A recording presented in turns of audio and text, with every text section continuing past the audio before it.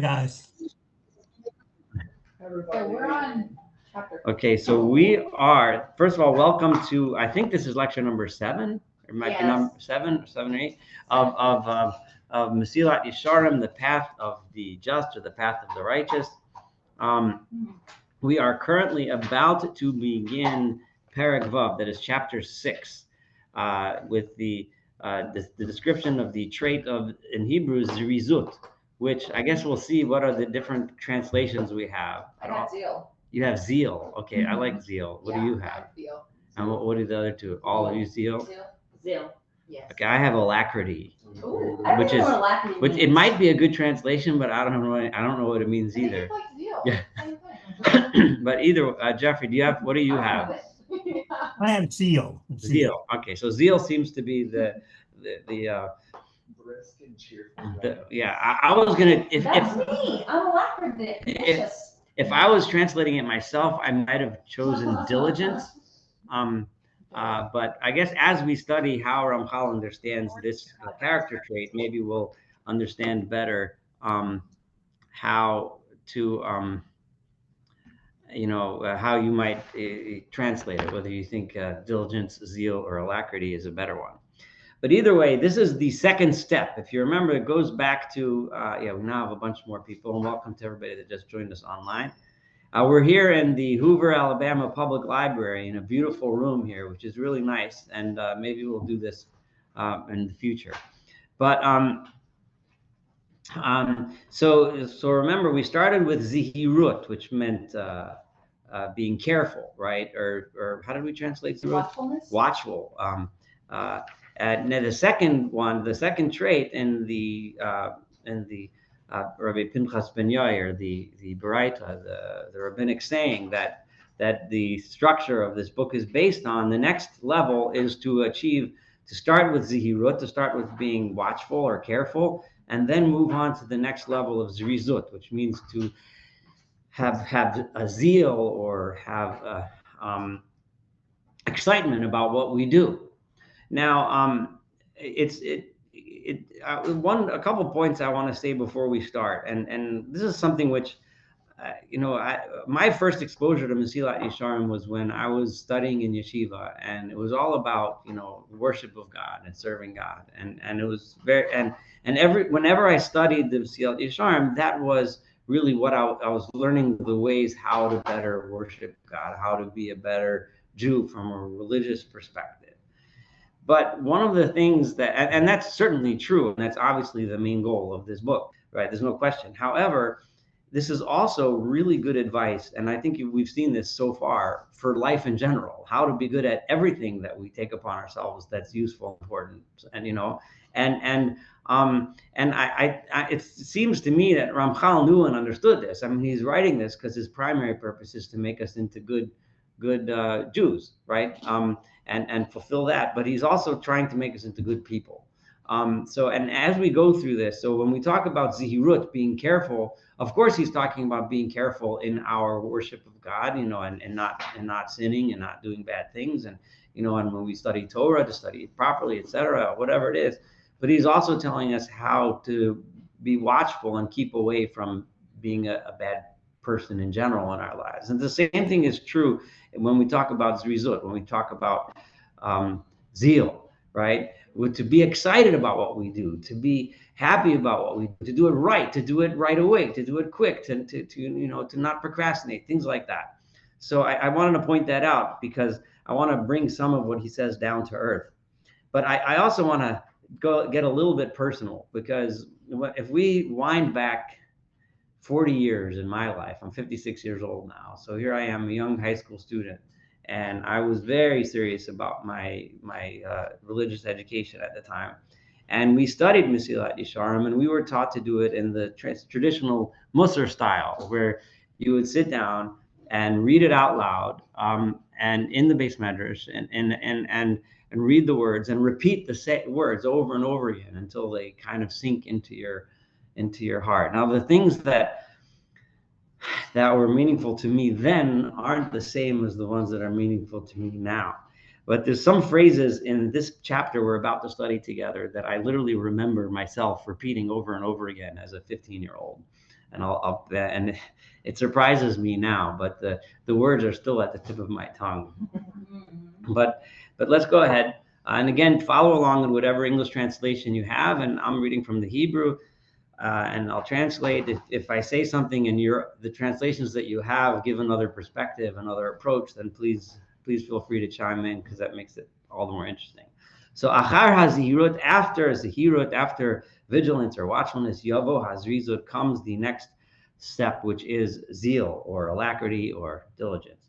Ki hazihirut soveva halotase. What we studied before, being watchful, being careful, is primarily being watchful and careful from things that we shouldn't be doing. How to stay away from activities that we shouldn't be involved in, right? How do we not fall into the traps that we don't want to fall into? But these rizot, which is zeal, excitement, that might even be a better translation, excitement, right?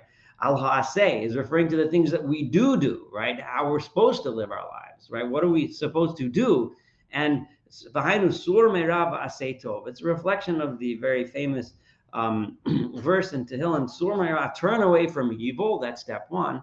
But then ba'aseh tov, it's not enough just to turn away from evil. One then has to engage in good acts, right? We can't just live our lives sitting on the couch saying, well, I'm not doing anything wrong. That's not very productive. We also have to get ourselves off the couch and go out and do something that's good, right? So that's the next step. In Yano Shel Hazrizot Mevoar. And it's clear the importance of having this zeal or excitement. Shehu ha'akdama lamitzvot lashlomat inyanam. This is referring, what does it mean to have zrizut? It means doing mitzvot, doing good deeds, doing them quickly, and to complete them. So there's really two steps here. Number one, doing it. And number two, what I call doing it right, seeing it to completion. It's one thing to say, I'm going to do this thing. I'm going to, have this group, but then I'm going to come to the first two classes and then I'll not show up the rest of the time, right? Or I'm going to sponsor some event, but then not sign the check and send it in when everyone's expecting to get, to have it catered, right? So you have to say, I'm going to do it, but then you have to actually do it. So there's two steps, right? And similar to this, our rabbis taught us, zrizim makdimim lamitzvot. Those who are zaris, those who have zeal, those who have this excitement and diligence, they do mitzvos early. They do them quick, right? Just like it requires, right? Intelligence, and a lot of attentiveness. Like we talked about, to save yourself from all of the traps that our physical desires lead us to, and our laziness, etc., lead us to, right? To save ourselves from all the various evil paths or bad paths that we could have went on. We don't want those physical lazinesses and desires and selfishnesses, that's my translation of Yetzar, the evil inclination, right? Just like we don't want that to rule over us. It also requires intelligence, v'hashkafa, and attentiveness and study, le'echoz b'mitzvot, to grasp the opportunity to do good things. This is really, really an important point that it's easy to miss. What he's stating here is, again, an important point which he's reiterated several times. You can't just do good things. You have to pay attention and you have to study. You have to learn, right? You can't just walk out there and say, oh, I'm going to do good today, right? Let's say you decided you're going to feed some homeless people today. You can't just walk out anywhere. You have to first find out where they are and you have to find out what kind of food they need. Where am I going to get the food? Right? You need to do the research in order to do the good, right? And that's true in everything we do. You need to know what you're doing before you just say, oh, I'm going to run and do it. The guy who just runs without paying attention, without learning and doing the proper study, gets nowhere. He accomplishes nothing, right? And in order to, you need to work in order to have the merit to accomplish them, and that you don't lose the opportunity. You have this tremendous enthusiasm, but then you have nothing real to grasp onto, and then the opportunity leaves. And the next day you wake up and you go about your usual business. It's like inspiring people at a rally, and everyone is screaming and but then at the end you don't give them a phone number or a website to go to. to say how to volunteer, right? What's the use in getting them all riled up if they can't do anything, right? So zeal is useless if you don't have hashkafa, you don't pay attention, and you don't have pichus, you don't have the intelligence to take that zeal and use it properly. Just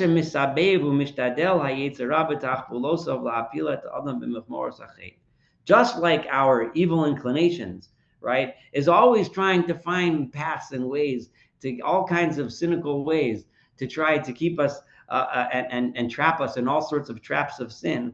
Cain mishtadel, he's also trying to limnoa mimenu asiyas hamitzvos ula'abda mimenu. He's trying to hold us back from having the opportunity to perform good deeds and to make us lose those opportunities. So he might say that wily guy, right? He might say, okay, go, let him go and get inspired, right? They're not going to do anything anyway. It's not going to mean anything. They'll go and get inspired, and then they'll do nothing. They'll send some stupid memes out that night on social media, and that'll be the end of the whole thing, right? So but the actual good will never come of it. So he wins. He meaning the evil inclination. And if you're going to be lazy and you're not going to strengthen yourself to go and chase after the opportunity while you have that inspiration, right, and to grasp onto them and support the fulfillment of those aspirations, you'll end up being shaken out and empty from all the zeal. In the end, you'll lose the inspiration and you'll lose the opportunity, and you'll be no better off than you were having you never had that inspiration in the first place. The tira, and you should know. Now, before we do this, we have to understand a little bit the milieu, the scientific milieu within which he lived in the early 1700s. So the ideas of old Greek philosophy and Aristotelian philosophy, and these things were still around. The scientific revolution was in its very, very early stages. So the ideas of the four elements, for example, right, the elements of earth, fire, water, and wind was still extant. This was still what they knew and understood. And one of the basic ideas in that scheme of science, which was at that time thought to be science, was that each element tries to go back to its base, right? So that fire its origin is in heaven, so it always goes upward. And dirt, its origin is earth, so it's always going downward. They didn't understand gravity, but they understood that you drop something, it's the earth that's constantly trying to go down to its source, right? So understanding that, and that a human being's his physical characteristics, or our physical characteristics, are constantly drawing us down towards earth, right? And which is representative of physical, our physical nature, the opposite of our spiritual nature. So what he's about to say now, he's saying this as a scientific statement, right? But you have to understand his approach to science was very different than ours today. So vitira, and you should know that ki teva ha'adam kaved miod, the nature of the human being is very heavy, right? And he's literally referring to our physical makeup. It's heavy, right? And this is the phrase that I will never forget. Ki afrios hachomrios gas. It has a very rhyme to it. Ki afriot hachomriot gas. And what it means is because the dirt of the physicality is very coarse, right? And it's constantly trying to grasp us down. This phrase is still sitting in my head from many years ago.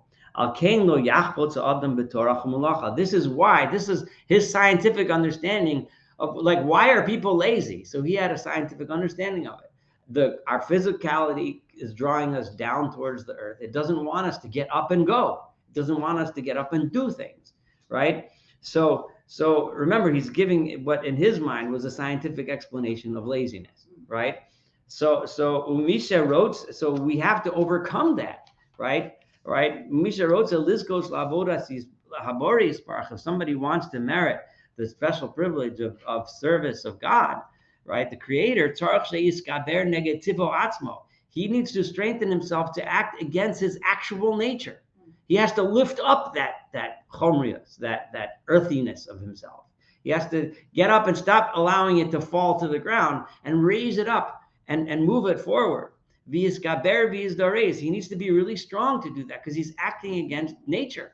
Nature itself makes us lazy, and he has to act with zeal. If he leaves himself in his heaviness, right? The guy who's the couch potato and he leaves himself as just plunked into the couch, right? There's no question he will not be successful, right? So if we leave ourselves to our own natures, he's saying we would not be successful. And this is what the Tana and the Mishnah said. We should be bold as a leopard, v'kal kanesher, and light as an eagle, v'rotz katzvi, and we should run like a deer, v'gibar ka'ari, and we should be as strong as a lion, because it takes to do the desire of God, of our Father in heaven, because it takes effort and energy to overcome our physical nature, which is to be lazy. And this is why our rabbis listed among the things which require strength, which require strengthening, which require an input of energy, Torah masim tovim, doing the Torah, keeping the Torah, and doing acts of goodness requires energy, because we're actually, according to his scheme, we're acting against, and the truth is, obviously today we would say it differently. People are by nature, we're all by nature lazy. We want to conserve energy. It's easier to do nothing. Go ahead. What about Newton's first law? Because that was around the same time, right? Around then, yeah. An object in motion stays in motion, and there's inertia that keeps you. That just keeps you going in the same. Yeah, but if you're. You need an input of energy to change direction. Yeah. Yeah, so that would probably be a more modern way of saying the same idea. Yeah, and right. I'm kind of wondering, like, the overlap in time. Yeah, because I think remember, he was exposed to the University of Padua, which was one of their premier institutions of learning. So those ideas probably were starting to bounce around and percolate. But yeah, but the idea of the elements, the four elements, was still very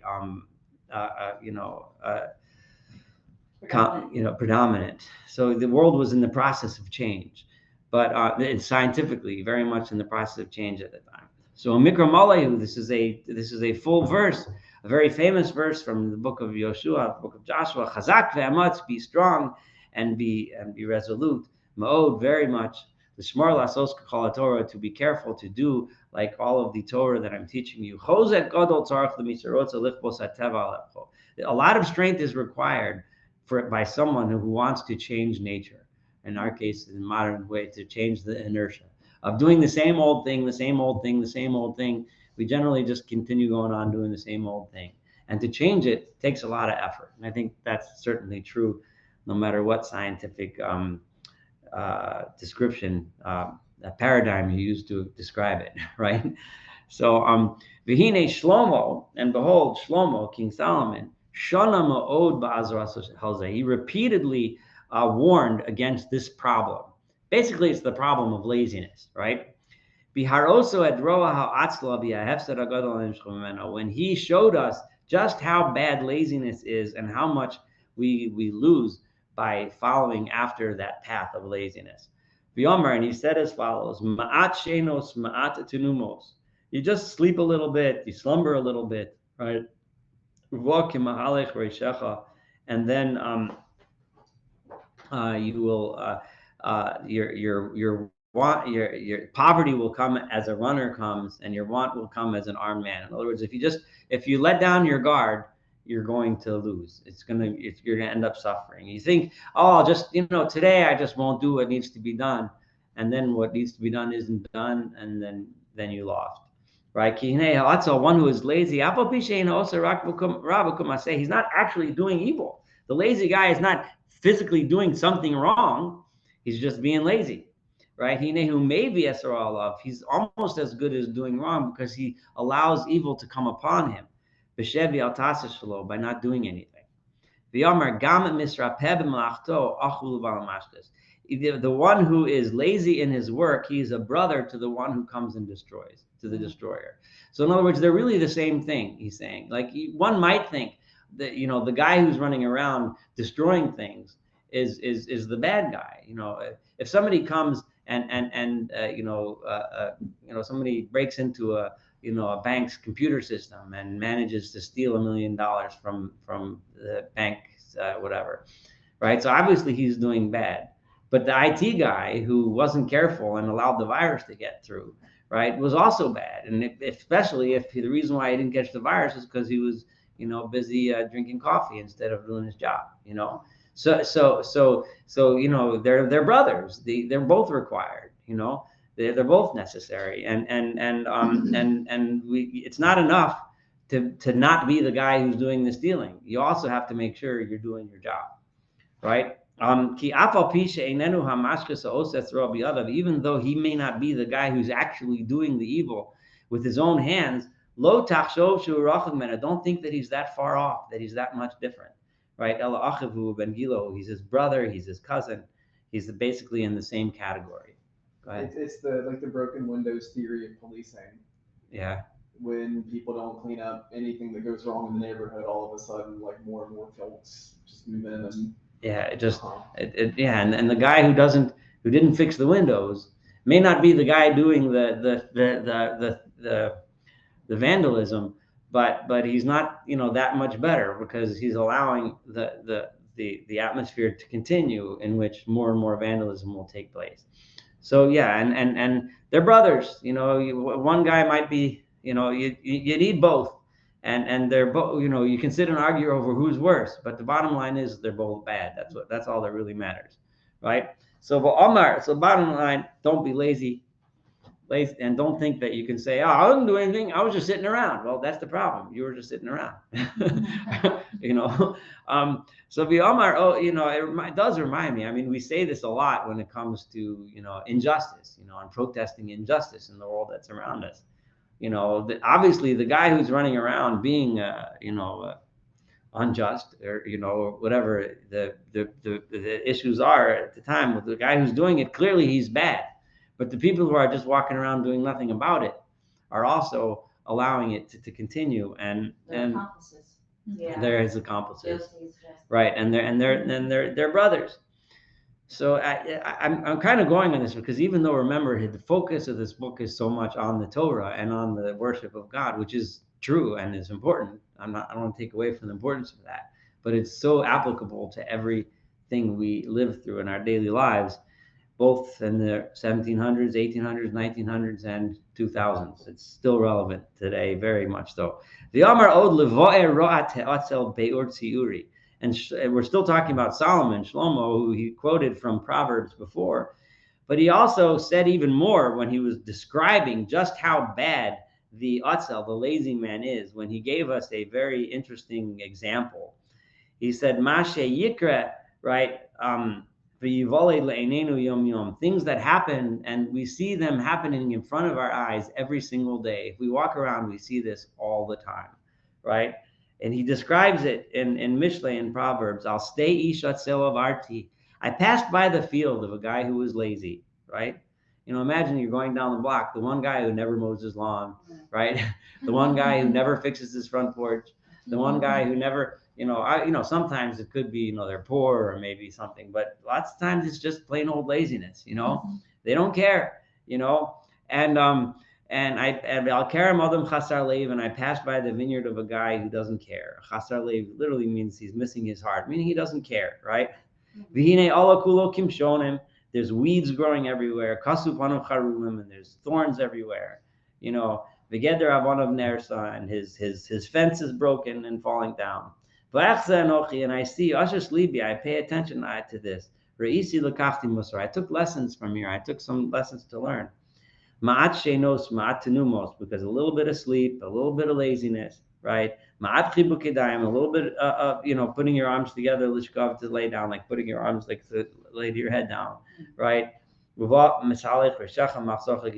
that brings about your poverty comes chasing after you, right? And that example is a very apt, it's a proverb. It's in the book of Proverbs, and it really makes sense, When you walk by two office buildings and one of them is a full parking lot and it's bustling and moving and there's business and there's clients and there's things, and the next one, the guy is doing the same thing, but there's like two cars in the parking lot and there's one security guy drinking coffee, and that's the end of the whole thing. And why is it? Because in one of them, the people at one point were lazy, didn't take the opportunities that they had, didn't do what they needed to do, and the business goes to the dumps. And this, this happens in all of our areas of life, and you could see it, and we see it every day. V'hine, milvad pshuto asher hu amiti kimashmo. Above and beyond the simple meaning, which is obvious, like what we just said, it's clearly true, Shehu mashe kore el stei atzal mamash. He's actually referring to what actually happens to a person when he's lazy and taking care of his field, right? You have a vineyard. If you don't take care of it, it's going to get full of thorns. Hine darshu bo chazal. The chachamim, our rabbis, gave it a beautiful interpretation, a midrash noah, a very interesting midrash way of understanding this. That it's not necessarily only referring to fields, but it could also be referring to our own growth in Torah. Right? It is grown all full of weeds. I'm going to talk a little bit in more depth about this because it's really fascinating.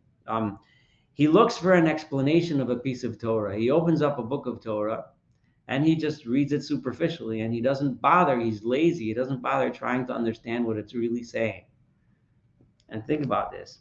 Kasu panav charulem, it became full of thorns. Mitoch shelo amal b'hem, because he did not do the work necessary. When we are trying to acquire knowledge in Torah and all knowledge, there are no quick 20-second sound bites, quick short, video shorts in which you can learn a topic, any topic, not a Torah topic for sure, but not any topic, right? It's become so rampant in our society today that this is probably more relevant today than it was relevant in his day.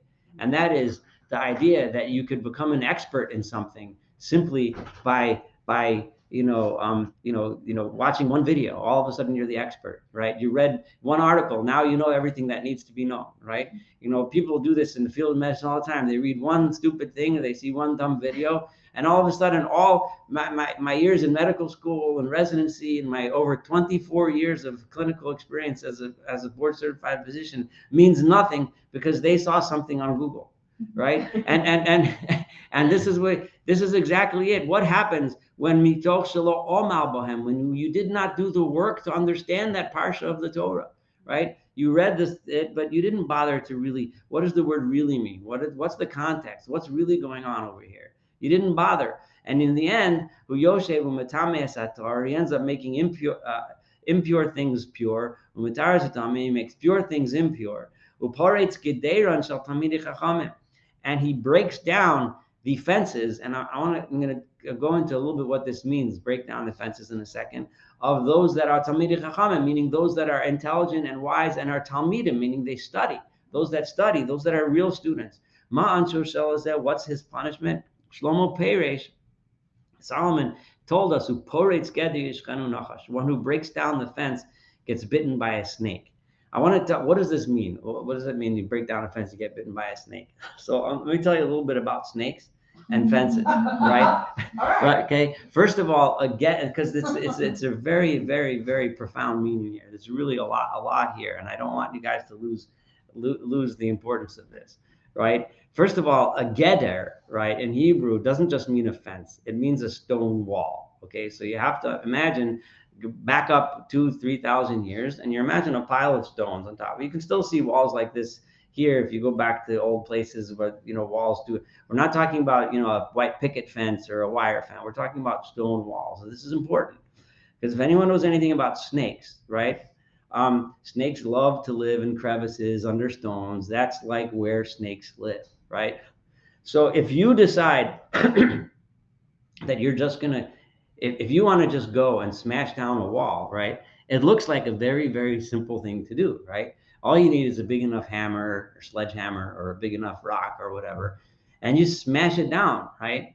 Right. So it looks so easy. It's like somebody. It's like, I think my example of a 20-second video short on some stupid medical issue, right? It looks so easy. It looks like nothing, right? So you take your little hammer and you smash it down, but it's stupid. It's not. But when you do it that way, when you take something that's actually challenging and you make it as if it's easy, you're going to end up being bitten by the snakes in those walls, right? You actually have to. You can't just smash a wall down because it's almost 100% guaranteed that there are rattlesnakes in that wall. And if you smash the rattlesnake, he's going to bite you, right? So Poretz Geder Yishchanu Nachash is a very apt metaphor for what's happening here, right? It's something you think is easy, and you try to do it the easy, quick way, right? And you don't think beforehand, and you don't look at the wall. You don't say, well, where are the snakes going to be? How can I break it down in such a way that I don't get bitten by a snake? And it's more than snakes too. You also, that the wall doesn't fall on you. Make sure that you're allowed to break those. There's a lot of things you need to look at, and that's why Shlomo used that metaphor to someone who tries to learn something, but he doesn't try. He doesn't pay attention. He doesn't take the time it takes to really learn the subject. He ends up causing serious harm in Torah by making pure things that are not pure, right? By misunderstanding what the Torah is really trying to teach us, right? Or in medicine, or in all of our fields. If we don't really take the time to learn what we do, then we're going to end up not doing it right. Go ahead, Yosef.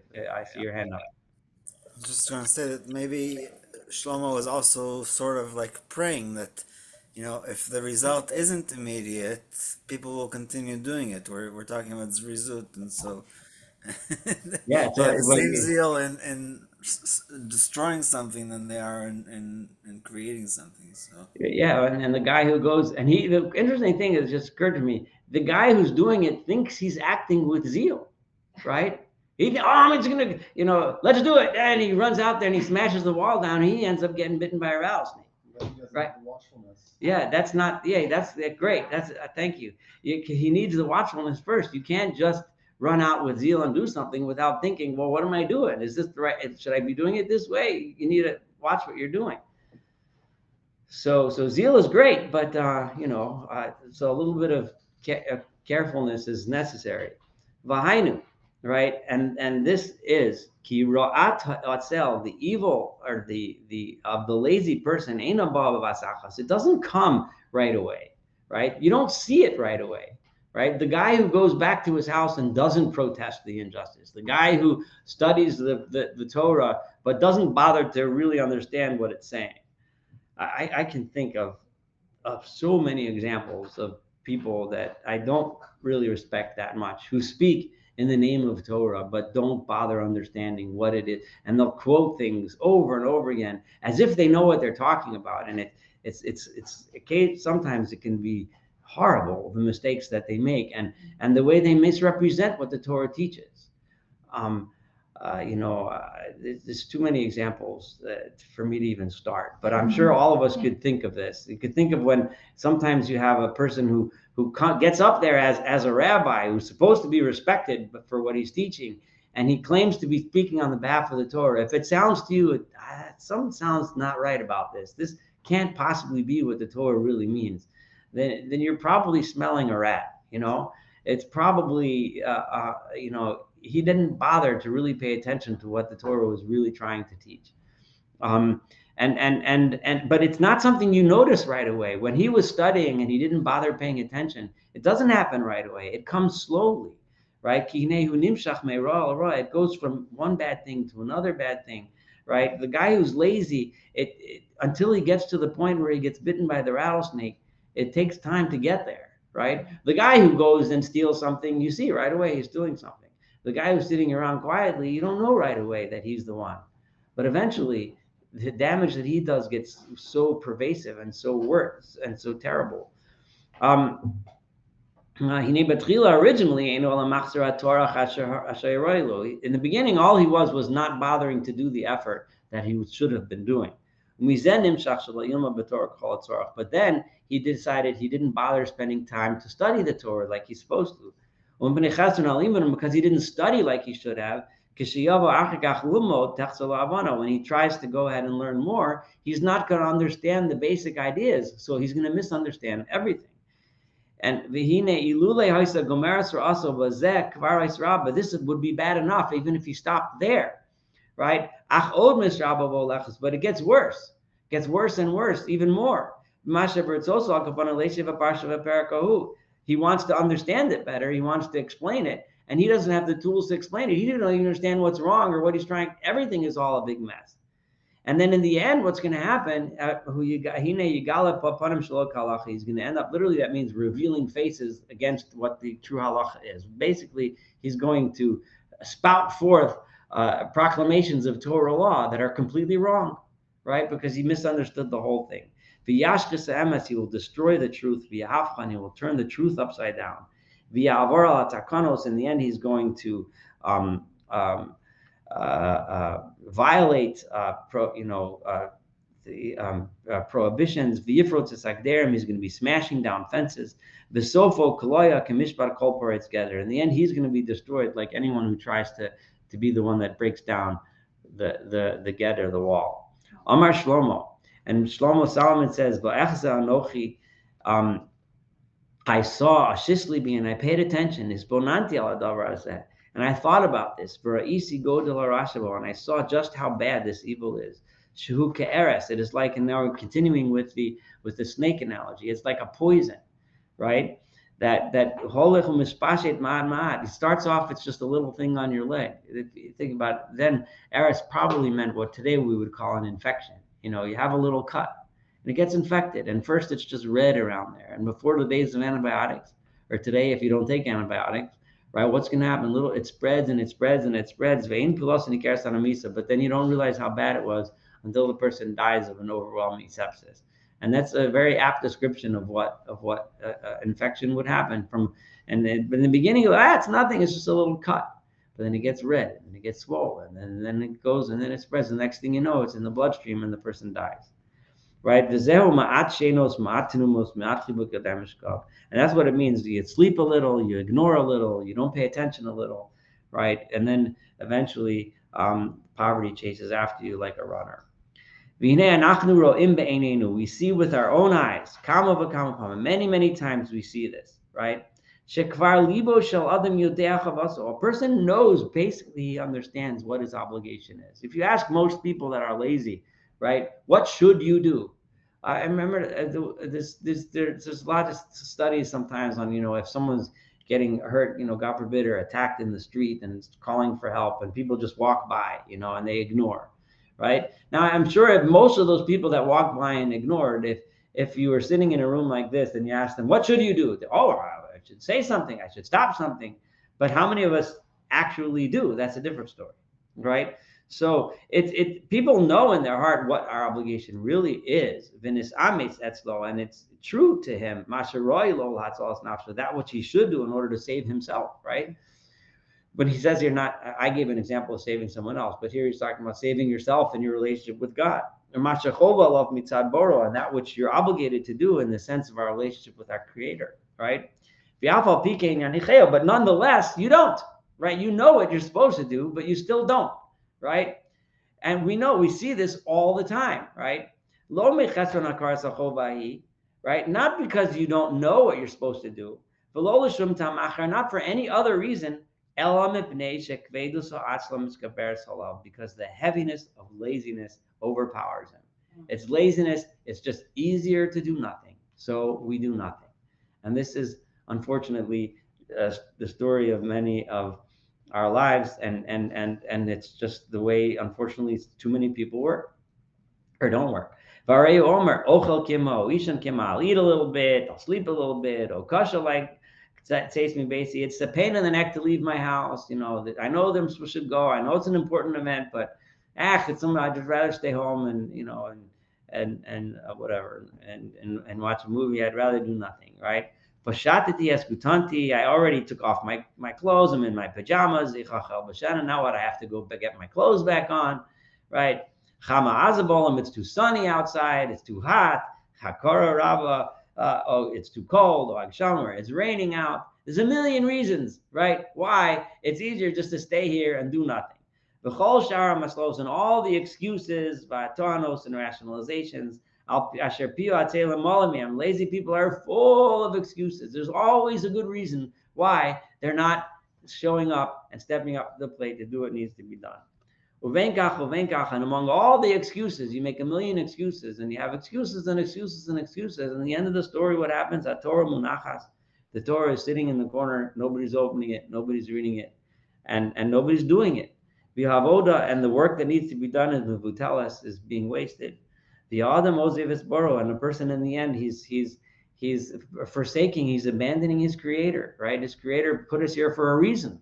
The reason why he put us here, whatever that reason is, it certainly wasn't to sit around and do nothing, right?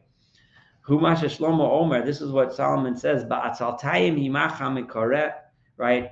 It's through laziness that the ceiling starts to cave in. You know, when the contractor, he said, whatever, it doesn't matter. I don't need to do 5 beams. I'll put 4 support beams. I don't have time to do 5, even though, you know, technically they recommend 5, but yeah, who needs it? The guy won't know the difference anyway, right?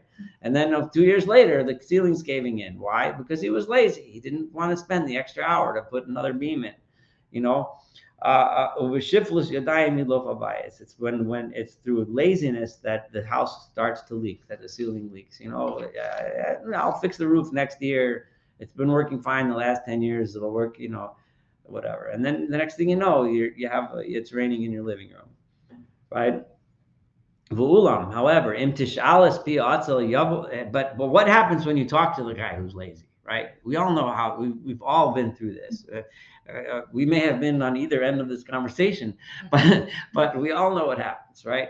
What happens when you go to the lazy guy and you say, like, what's going on? You know, he fixed the damn roof, right? Like, you know, why aren't you doing what you're supposed to be doing? There's so much things that need to be done. He's going to start quoting to you from every Mishnah and every verse. He's going to have every possible excellent. It's going to sound wonderful. He's going to tell you 1,000 reasons why you should do nothing, right? He's going to bring you verses from the writings, you know, he'll bring you Proverbs, he'll bring you from Ecclesiastes, he'll quote tons of justifications, right? Of Hatanos Manasecha, and he's going to give you all kinds of logical reasons why it's better not to fix the roof. You know, he'll make it all up. Asher kulam yorulo, all of them have, all of these reasons have taught him, have shown him with Fidato Mishbesas in his messed up mind, lahakel alav, to make his own life easier for himself, because they're all just excuses to not work, right? And leave him with the rest that he gains from his laziness. And he sometimes can be so caught up in his own denial, right, that he doesn't even see that all these excuses, right? He doesn't see that these tainos, all of these explanations, they're not coming from his logical side of it. Somewhere deeply embedded in his brain is basic common sense logic. It exists in there, but none of this comes from there. It all comes from the bottom line is they come from his laziness. And this is a thing that I kind of do this sometimes myself. And I think this is a way, you know, occasionally you'll be, you know, there's a task that you think you should do, right? Or you're not sure if you should do. And sometimes I'll ask myself, why am I not doing this because I'm lazy, right? Am I not doing this because I really, really think I shouldn't do it, right? You know, am I not writing this letter, this email because I'm lazy and I'd rather just do something else? Or am I not writing it because I really want to think until tomorrow and make sure I have my thoughts straight before I write it down? You know, and if the answer is, you know, you have to be honest with yourself. You know, I mean, sometimes, like he said, he's going to say this in a second, but sometimes there really are reasons to wait, right? But make sure when you're waiting that it's not coming from laziness, and it's coming because it's actually a good idea, right? Because the truth is that they're coming from his laziness, which is overpowering him. Mata daito, and it twists his mind with and it twists his mind to give him all these excuses. So he ends up ignoring the advice of wiser people and people that have proper thoughts on this matter. This is what Solomon screams when he says, an intelligent, you know, a wily, lazy guy, right? He's gonna have 7 different explanations and reasons for everything why he's being lazy. He's never just gonna tell you I'm not doing it because I'm lazy. He'll tell you 100 reasons, whenever you have a board meeting, there's always one guy and everyone has some plans of action, and he shoots them all down. All he does is shoot them down. But so then you look to him and say, well, so what should we do? Yeah. There's always somebody in the boardroom that does that. You know what? Well, if all you're going to do is shoot everything down, then just keep your mouth shut. If you have something better, say it and do it, right? But if all you're going to do is say, well, we can't do that, we can't do that, we can't do that, we can't do that, then what use are you? That you're not solving the problem, right? There's a problem here. We need to solve it. But that's this guy, right? 7 different reasons and excuses. Also, the laziness doesn't even allow him to even care about the people that are yelling at him, right? He'll double down on his laziness, right? He'll think, oh, you guys are all the fools. I'm the smart one, right? Because I'm sitting around doing nothing. That's how you tell who's really the smart one. If you end up being the guy sitting around doing nothing about a serious problem, then you're probably not the smart one, right? No matter how smart your retorts and things are. So v'hinei teda, right? And he's going to give the kind of like the advice that I was saying before. Ki zeh klal gadol menusa b'melachas aprishos. When one is a fundamental, time-tested rule in the melacha, in the art, that's my translation here, in the art of abstinence, or really, I don't like the word abstinence, but I like the word art here, and the art of staying away from prishos, staying away from bad traits. Shekol kula tzricha b'dika. Whenever you're taking a path that's an easier path, that keeps you away from doing hard work, right? You really need to check it carefully, right? If you're choosing a path because it's the easy one, you really better think very hard. I'm not saying it's true. It might actually be the right way, right? I'm not saying it's always, sometimes the easy path is the right way to go. Maybe sometimes we really shouldn't do anything, but you better think really hard, right? It's much more likely that this is a deceitful counsel of the Yetzer, of the evil inclination, who's trying to get you to not do the right thing, right? You need to search very carefully and search into it and ask questions and analyze very carefully. And if you get rid of, and I'm adding for my own term, if you get rid of all the biases, right? In other words, whenever you choose a path that you are biased to choose, right? Which is really what he's saying here. You're biased by your own laziness, by your own desire to find an easy way out, right? You better be really careful and make sure you're making the decision as objectively as possible. Is it truly the right thing? And if you still find that it's the right thing, if you do it if you subtract all bias and you still think that's the right path, okay, then you're probably right. Then it probably is the right path to go on. Klal shel davar. What's the rule here, right? It's in perfect timing to finish this chapter and even have a few minutes to talk. A person must be very strong to strengthen himself and overpower bizrizos with zeal, lasos hamitzvos, to do the commandments, to do good deeds. How do you do this? When he throws from upon himself the heavy weight of laziness that holds him back from accomplishing all the good things he should accomplish. Gibore koach osei dvaro, those that are powerful of strength, those that do the things that God told us to do, lishmoa b'kol dvaro, and listen to the voice, listen to what and heed what God tells us to do. V'yomer v'hachayos ratzova shov kimareha bazar. The chayos, those are the animals that Ezekiel saw in his dream when he imagined the angels around the throne of God. He imagined the chayos that were running back and forth and back and forth. He imagined a world. It's really powerful because he's taking a very mystical vision. He's making it really real. Those malachim, those angels, they're full of action. When you read the first chapter of Ezekiel, we studied it a little bit from the Rambam's perspective. It's very different than this, but the idea that they're running back and forth, constant running, action, doing, it's the opposite of sitting around and doing nothing, right? It's true. We're human beings. We're not angels. We can't run all the time. We do need to rest sometimes, right? It's not, it's not. So al keni efshir lo she'yagil gvas shamach. He can't have the same power as an angel. But still, certainly, as much as we can try to emulate them, and we can do that kind of action, it's worthwhile to be as close to them, as similar to them as we possibly can be.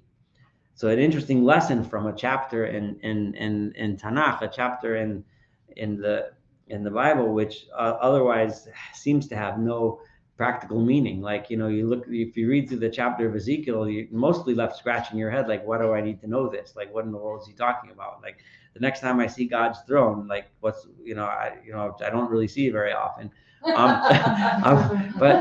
But here he's taking it down to earth, right? It's an image that Ezekiel is seeing, an image of action, and that's a lesson that we can learn from that. But David HaMelech, and King David would praise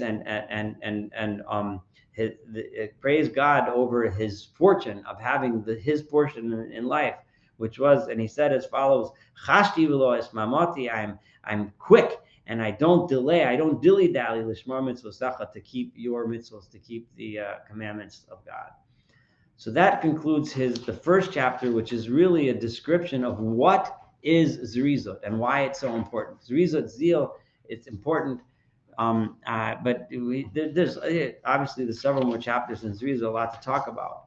But what he really talked about in this chapter, not so much, didn't describe to us what zeal is, which he'll do more of in the next chapter, but he described to us the terrible dangers of laziness and how it skews the way we think, and how important it is not to be lazy about, when we make decisions, when we live our lives, that we have to take the time necessary to understand the issues that we're dealing with, to take the time to gain the expertise to make the right decisions, and make sure the decisions we make are not being generated by our own biases, especially our bias towards laziness and trying to find the easy path.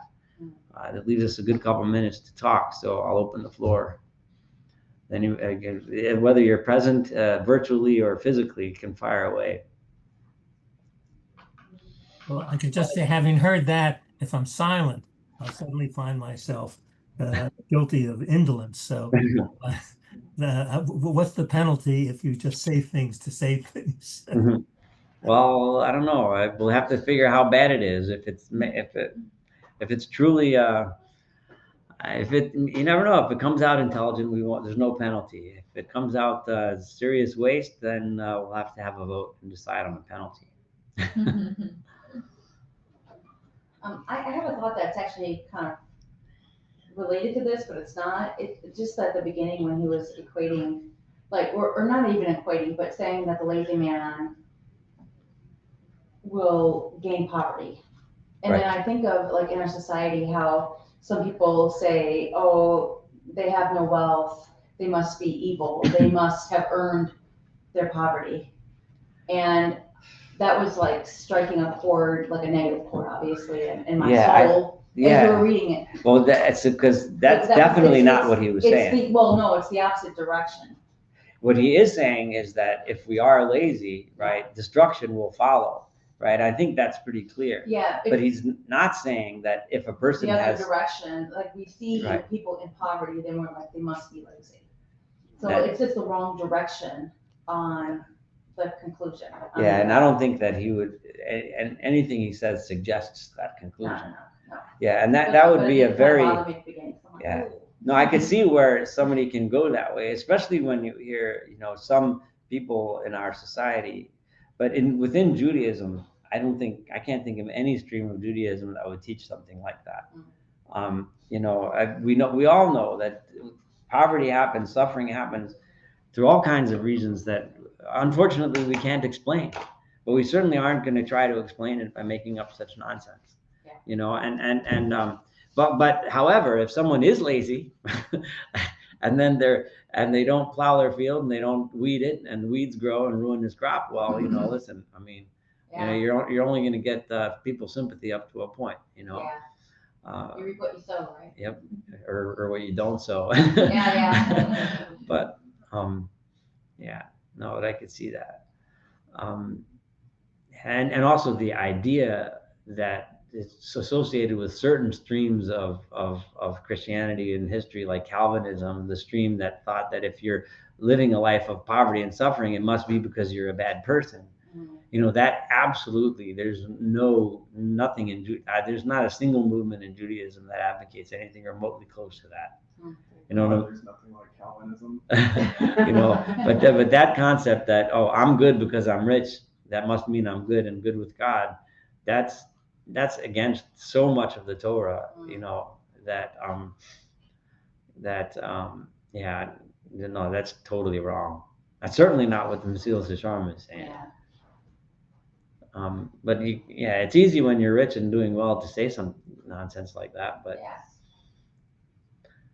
any other questions, observations? If not, we'll call it an evening.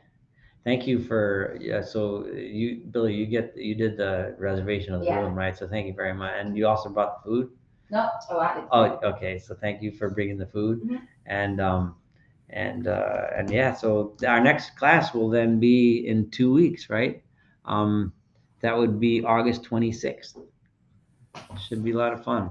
All right, and we'll continue learning Zerizut about zeal. All right, have a wonderful, wonderful evening. Take care. No, Thank you, Saul. Welcome.